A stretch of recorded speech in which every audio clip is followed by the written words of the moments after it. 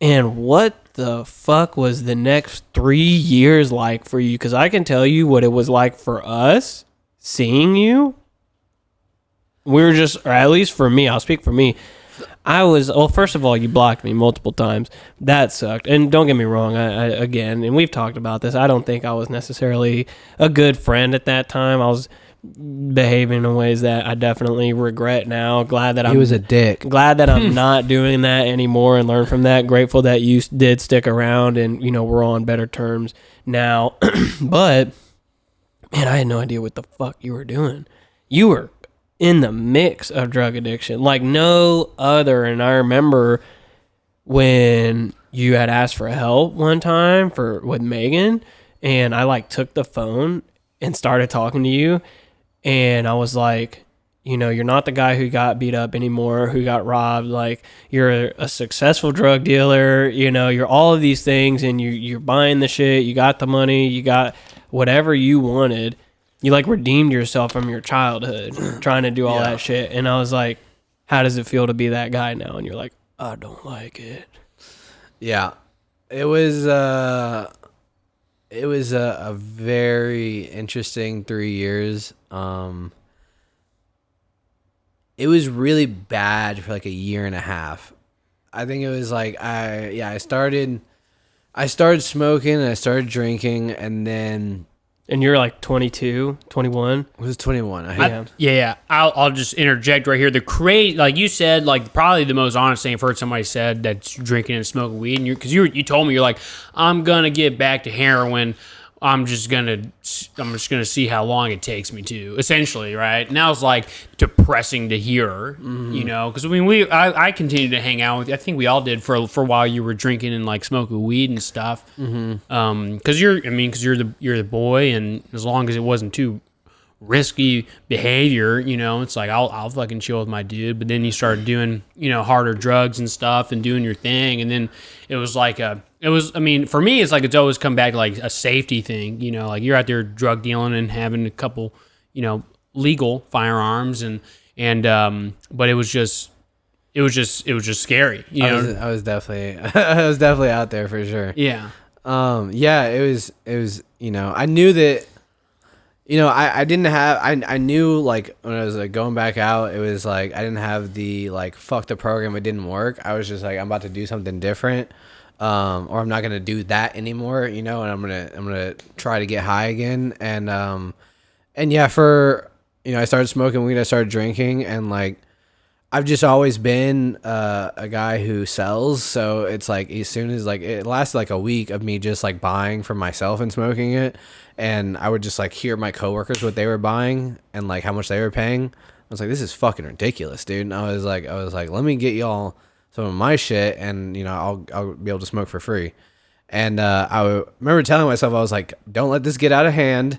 Just buy a little bit here and there and sell to my coworkers. And it just it snowballed super quickly. And it was that. And then obviously I was going down to 6th Street probably every other night, drinking. And pretty soon after that, it was the Xanax started rolling around, because that's one of my ideal drugs, it's super chill. So I started taking Xanax again, and then the selling was getting a lot. And I remember just constantly going out of state to get it, and sending it back, which was cool. At least I thought it was cool. I enjoyed what I was doing at that time. And then COVID happened, and that's whenever it started to get pretty dark. I remember COVID happened, and we had that shutdown for a month, and I was just waking up, and I was drinking immediately, a decent amount, just straight vodka, and I'm popping bars left and right. And at some point, the perks started to come into play. And at that point, that was when fentanyl was still pretty new, so to say. It was talked about, but it's not like today where it's you just know it's in everything and it's everywhere. Right. It's whatever you're getting probably has fentanyl in it. Yeah. You know what I mean? Back then it was like, it was known about, but it was like, there's no way this has fentanyl in it. You know what I mean? And nor did I really give a fuck. I wanted to get high, you know, and that came into play, and that's whenever it started to get just really bad. I knew, you know, that I was gonna, you know, be dope sick from this, and it was gonna continue on a pretty hard journey, you know. But I was willing to do it, and that was about a year and a half of being on fentanyl and dealing fentanyl, and yeah, and it like I made a fuckload of money from it, you know. And I was able to do whatever I wanted. I was buying a new car every single month, staying in fucking super nice hotels for like weeks, you know, fucking spending all this money, going places, and I was worse inside than I had ever been in my life, for sure. I was so depressed because I had no one. Like my girlfriend was around, but like it was just really despair. I was just like a shell of a person at the end of the day. Well, it's weird watching you just because it was like I had heard you were doing okay, like it wasn't too bad, and then it was like really bad, and then it wasn't, and like I couldn't ever gauge where you were at. You know, I think one time during Christmas, I think we saw you like a couple years back, and the results of the lifestyle you had been living were like evident.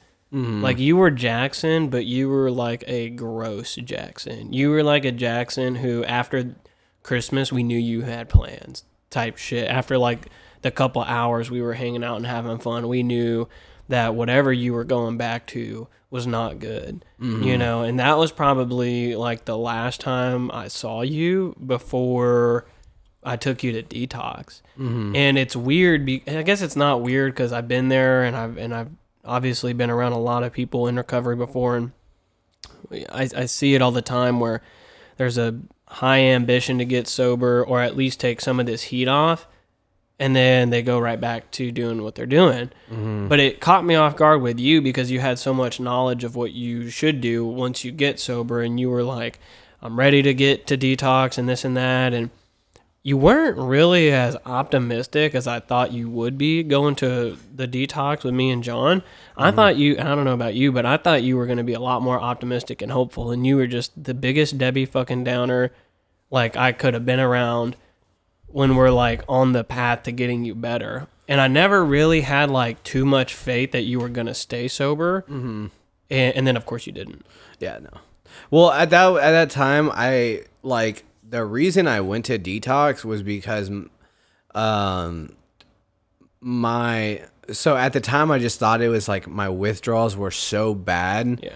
Like I was just like shaking constant, like hallucinating. I was just like the worst in state I've ever been. But I was still doing a lot of fentanyl as well, but nothing was working. Like I would do lines and I would still feel just as sick. And come to find out, it was just like I had like I had really bad COVID as well. You know, I had really bad COVID. Whoops.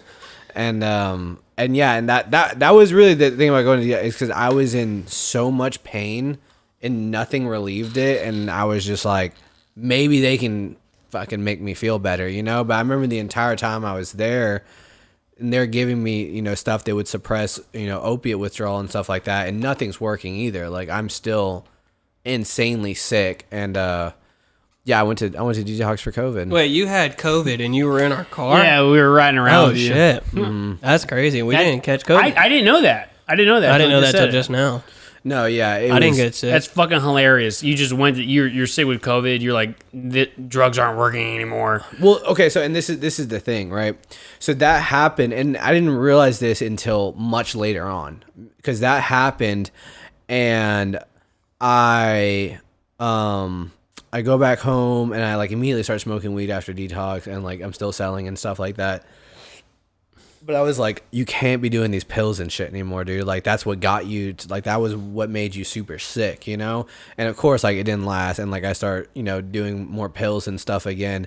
And so that's what I was always worried about, was I was going to get back to that point where I was unbearably sick and the drugs were not working.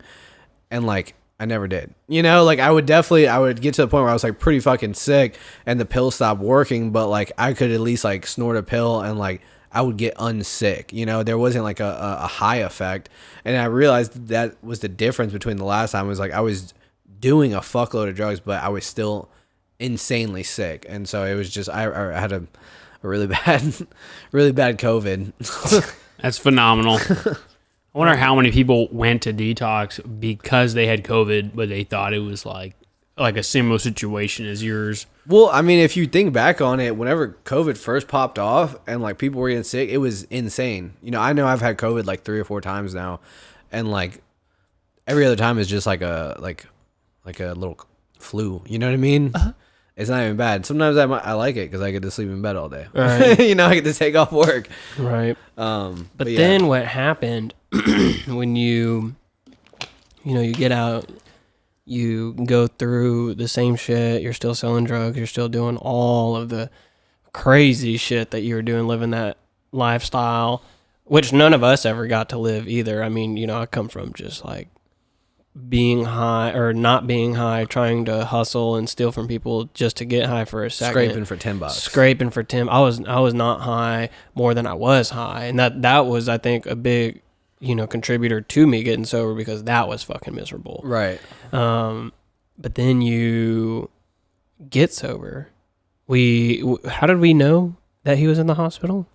Facebook. Okay. There's Jackson or his girlfriend at the time took a picture of him and put it on Facebook. Okay. Yeah. What? Okay. It's weird, the intervention that happened, because without you, we would have never known. Mm-hmm. You know, and for some reason you just decided to make a post, or she made a post or something like that, and we were like, oh my God, we got to help this guy. I think we planned for it to be a lot harder than it actually was. And I don't even know how all there you were, but John and I, for like 2 or 3 days, I think you called his family. Oh, bro, your boy was hustling to try and find some funds for Jackson to go to rehab. Oh my, that was I think I spent like a solid like maybe 10 hours like talking to your mom and your dad and your grandparents and like all these fucking people in your life that had never spoken to me before. I remember your mom got mad at me. She was like, "Where have you been in his life?" I was like, well, your son's doing heroin, okay? I'm sober with a wife and yada yada yada. I was like, I didn't leave him. He left me. God bless. But then we ended up getting you in treatment, and you know, obviously you were still detoxing whenever you got there, but you stayed. Uh-huh. And so clearly there was something different. You know, you're 24 or whatever. You've done what you wanted to do. You've had the money. You've had the things. You've had the women or whatever. I mean, what was it about that last, you know, 5th attempt in treatment? Well, so, okay, like if we back it up just a little bit, there was, so I had like, this is 2022, right? Yeah. 2022. So February 2022, I overdosed. Right. And like, after I overdosed, my body just started rejecting any like substance essentially that I would put in my body. My body would start to freak out, and it was like really unbearable and was like not fun anymore. And I had I stopped doing everything for a while, you know? And that's whenever the selling really ramped up and got to a pretty scary level, you know, whenever you're dealing with, you know, thousands of pills at a time in your car is pretty scary and nerve-wracking. And especially the fact that I also really wasn't getting high either, so I'm just feeling all this stress with no benefit. Yeah, obviously there's the money benefit, but other than that, like, it's like I'm pretty, like, I I stayed in hotels for weeks on end because I was so scared of having all that stuff at my house with roommates who have nothing to do with this shit. You know what I mean? So it was a pretty hectic lifestyle that I was living at that point. And then I get back on it again, and like it's like a really bad month, you know? Like I'm blacking out very hard, you know? And then September 1st, 2022, 2 years from yesterday, we're at September 2nd right now. 2 years ago from yesterday, I got arrested. I basically woke up. The entire fire team was hopping in my car. I guess I had fell asleep with my car on, and the exhaust was just blaring.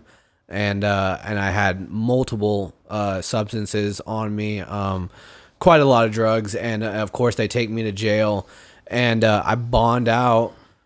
And immediately I'm doing the same thing again. And that lasts like a month. And I remember that entire month was so scary, you know, like it was like the pressure was so real, you know, and like I wanted it to be done at that point. You know, I was like, this is going to end with me in like a box, whether it's jail or like I'm in a coffin, you know, like nothing good is going to come out of this. And I remember I wanted it. And I remember I was like, I'm done. And like, I was at my house, and like, I'm flushing like everything. I'm flushing thousands on thousands of pills. Like, I'm just done with it. You know, I was like, I don't give a fuck about the money. Like, I want to be better. And like, my family, of course, they're like, we don't give a fuck. You know, like we've heard this so many times. So done with you. Yeah, no, they're like, dude, like I think my dad told me to go to an emergency room. He was like, that's basically the best I can give you. And I was like, okay. And, I remember like I had made like I called Rob, and I was like, dude, just give me like a point of direction. Like, give me some advice. What do I need to do? And I think the best we could come up with was going to like Synacor on like their Suboxone taper program. And I know that at this point, like I was already like tapered off Suboxone. I was like it was like day 5 or 6 that I had not even used anything. And I knew that whenever I would go there, I would probably already not be on Suboxone, but I was like, they'll probably give me some good advice too. And I'll just follow that, you know? And so I was basically just waiting for that. And I'm detoxing at the house, not sleeping. And it got super weird, you know? It got super weird.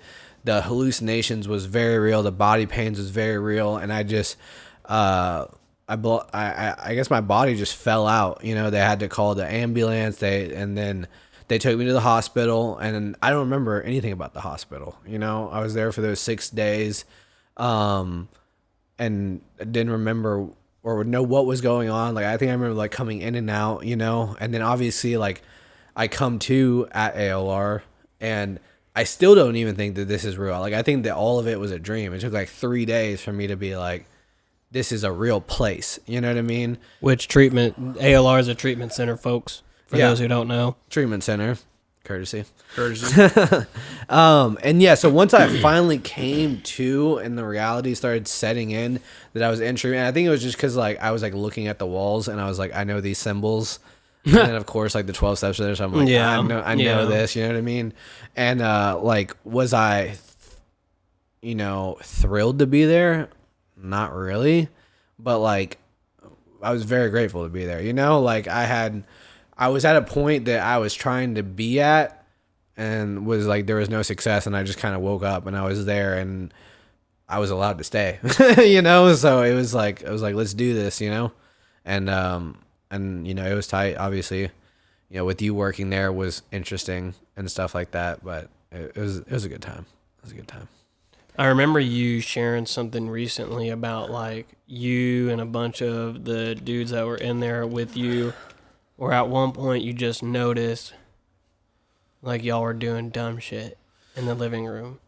Yeah, no, so it's like, because like the environment whenever like we're sober and we're just, you know, giving each other guff, you know what I mean? Like, and it's just bullshitting with each other, like, I was separated from that for so long, I forgot what that was like. And like, whenever like the amount of drugs I was selling, like, made me a pretty shell of a person. I didn't have the much room to have emotions and stuff like that. It was get out, you know?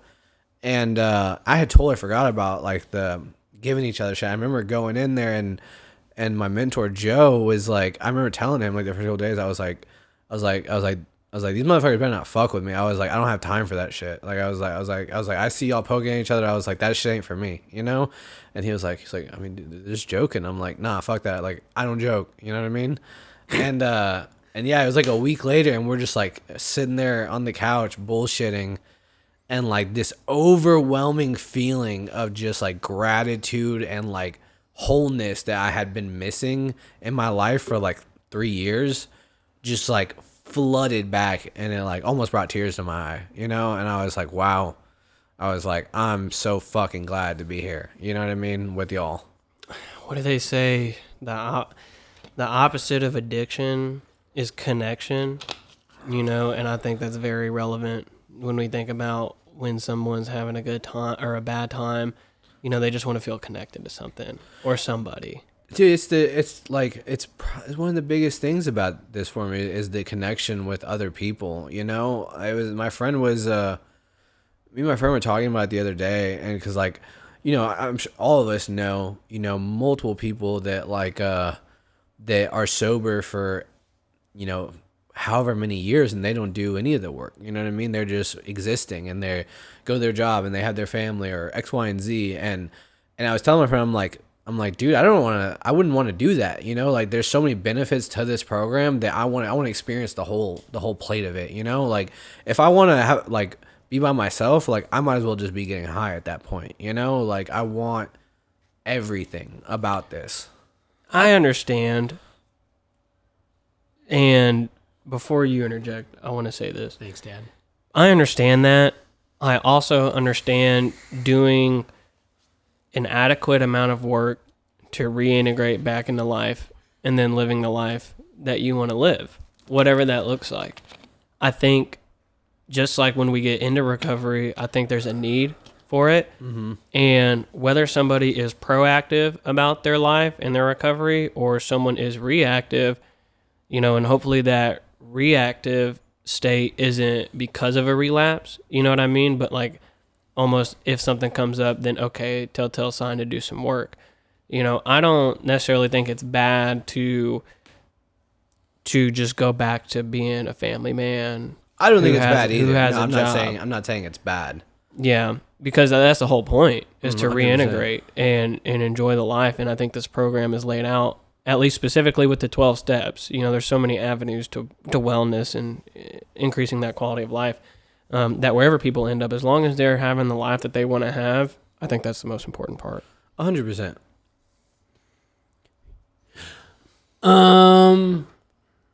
Yeah, no, I think that it's cool to like, or not cool. It's like the transformation that like you go through. Cause like when I think of Jackson, I think of a shit talker, you know, and a shithead, and somebody likes to play around a lot and joke so fucking much. And then like, to hear you say that you went from that to this person that's like, I ain't the fucking one to be joking around with, you know, it just brings to light the ability that drugs and alcohol have to strip away like who I am, or like my ability to have fun and to play around and stuff like that. And you know, I love hearing about that. Like you find yourself in a room on a couch in a place you don't really want to be at, you know, shooting this shit with like a bunch of dudes, and like just being overwhelmed with that gratitude because you had lost that for the 3 years that you had lost it in,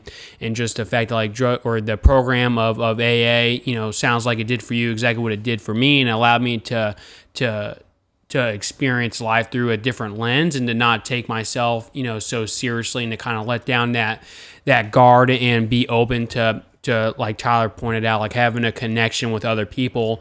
Because I mean, you got to have it, you know, like you're drinking and drugging, and you know you're in extreme isolation, even when you're with a bunch of people, and it gets really dark and lonely. But you know, I know for like me, I didn't really understand how to converse with people whenever I first got sober. And then after I did get sober, there was maybe like a year there where I didn't even understand what else there was to talk about besides getting high in AA. Mm-hmm. Because I didn't really have any any hobbies of sorts, but like through staying involved in the process and like making those friendships and maintaining those friendships is like life got really full, and through that fullness came like a plethora of different avenues for conversations and stuff. Because I know, like, especially between the three of us here, like we have almost 10 years of memories with one another, right? And a really long friendship and a really long bond that wouldn't have been possible unless we were all fucked off in some way. And so I think it's beautiful to see, like, whenever the goal of getting sober was just to get sober, it wasn't to make like lifelong friends, but recovery gave me so much more than I ever thought I was gonna get from it. And I definitely wouldn't fuck with y'all if I was still fucked up. Like, but like not like prior to the relationship building. Right. I wouldn't. Y'all aren't my type of people. You already didn't like me. I didn't. I did not.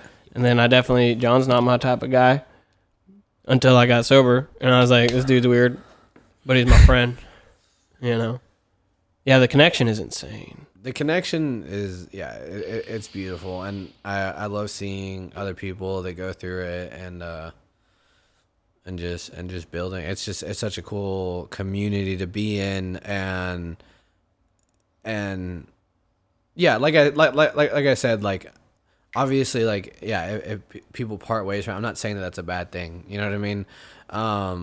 But I just think it's something that we get to experience because we have that unique similarity that normal people don't necessarily get to experience. You know what I mean?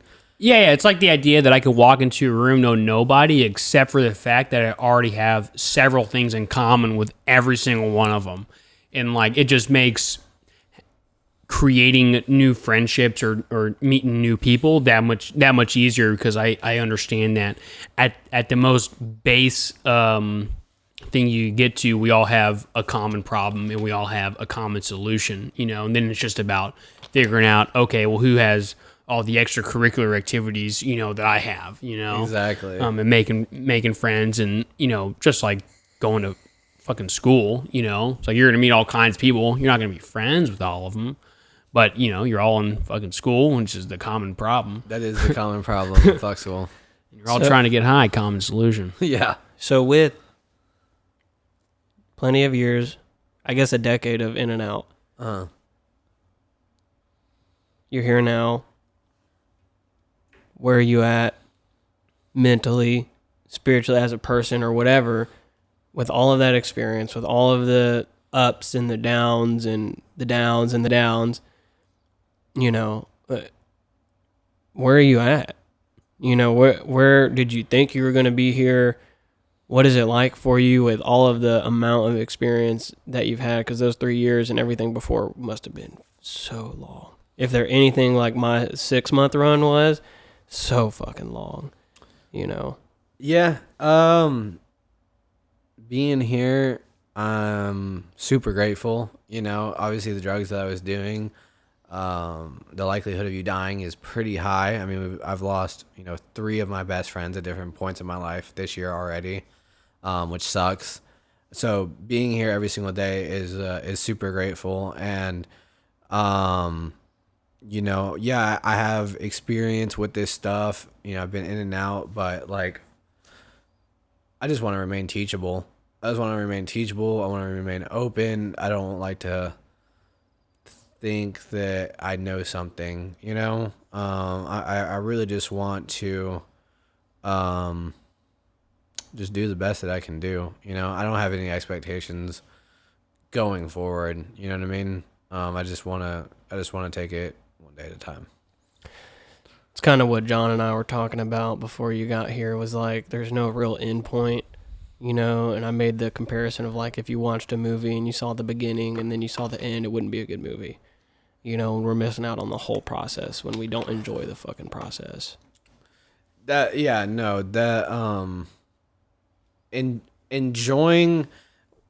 Enjoying where I'm at currently is, like, the main thing that I try to bring myself back to. Because, I like to do a bunch of things, and I generally look forward to the future on a lot of those things, you know what I mean? And I just remember like, you know, our times together in Fathom and how insane that was.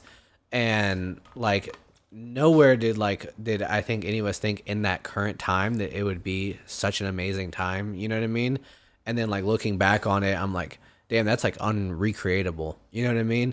So like what I try to do now, man, is just is know that where I'm at currently, I used to want to be at, and like take a second and take as many seconds and fucking enjoy it, you know, and enjoy the little things and the ability to still be here and to still continue to grow, you know. And to be able to do that, it's not just be grateful. It's not just have a good day. Like, there's a process for it. There's some work involved. There's some intentional work involved. There's some intentional, you know, looking inside that you have to do and figuring out and using the community. For sure. Yeah. No, for sure. It's you know, I'm a firm believer trying to try to be better in all other aspects of your life, you know, and then to try to help other people with that if they want it, you know what I mean? And it doesn't even have to be about, you know, being sober. Like I love lending hands wherever possible, you know? Right. All right, Cramp. Thanks for stopping by. Thanks, Cramp. Yes, sir. See you on the next one.